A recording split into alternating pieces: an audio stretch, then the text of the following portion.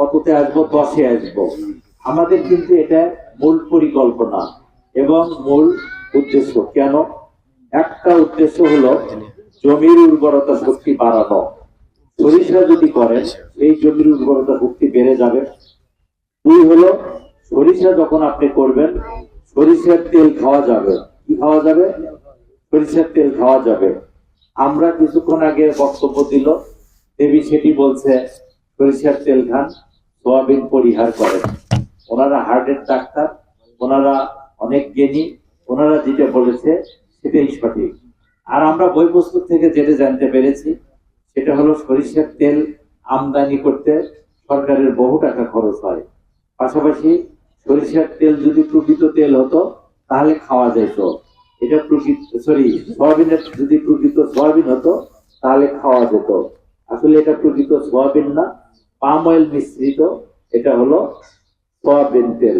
সুতরাং palm oil স্বাস্থ্যের জন্য ভালো না, এটা খুবই ক্ষতিকর।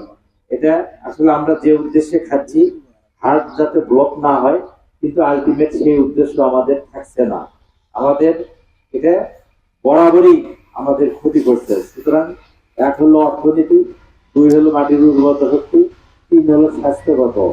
এই তিন কথা যদি আমরা বিবেচনায় আনি তাহলে তিনটাকে সামনে রেখে বলতে পারি আমরা আমাদের বাপ দাদারা সেই অতীত সময়ে যেভাবে সরিষার তেল খেয়েছে আমাদের দাদারা, মায়েরা, বাপেরা, এখন আমরা সেই সরিষাতে ফিরে যেতে চাই। তো ফিরে যেতে চান তাহলে তো সরিষার আবাদ করতে হবে। আমরা এই জন্যই মাঠ দিবসের আয়োজন করেছি।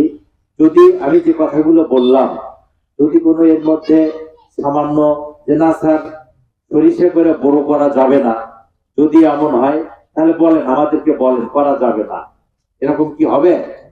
তাহলে আমরা যা ভুল করেছি এবারই করেছি, আমরা আর এই ভুল করতে চাই না। ভুল হয়তো বা অন্য জায়গার কৃষক করতে পারে, কিন্তু আমার এইখানে আপনারা যারা উপস্থিত হয়েছেন আমি মনে করি এই ভুলটি আর করব না। আমরা আগামীতে সরিষা করার চেষ্টা করব। এখন দেখেন আমরা আজকে শীতের সকালে বসে আছি, শীত লাগছে না? লাগছে তো। তাহলে আপনারা যে বড়ুর বীজতলা করেছেন ওদের শীত লাগে না? বলছে বড় ধানের বীজতলা বলছে শীত লাগে? বলেনি। তারপরও ভালো উত্তর দিচ্ছেন যে ওদেরও শীত লাগে। ওদের কি লাগে? শীত লাগে। শীতে কি হয়? এই শীতের মধ্যে যারা বীজতলা করছেন তাদের কিন্তু ক্ষতি হওয়ার সম্ভাবনা আছে। আবার আপনি যেভাবে কাপড় গায়ে দিয়েছেন ওদেরকেও যদি একটু কাপড় গায়ে দেন, স্বচ্ছ পাতলা পলিথিন দিয়ে ঢেকে দেন, সকালের যদি গরম পানিটা দিয়ে সেচ দেন তাহলে কিন্তু ওরাও ভালো থাকবে। আমাদের এই করণীয়টা করতে হবে।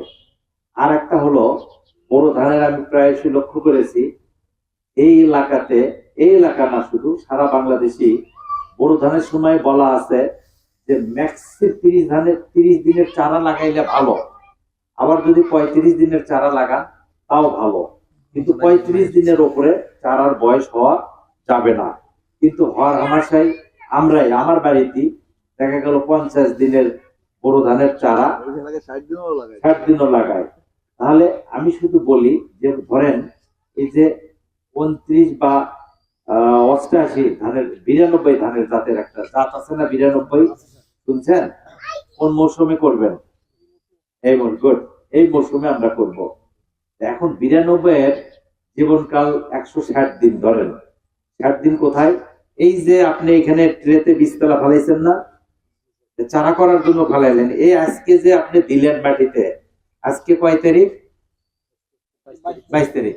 আমি যদি 160 দিন হিসাব করি, এইভাবে হিসাব করে 160 দিন পরে আমি আবার এই ধান পাবো।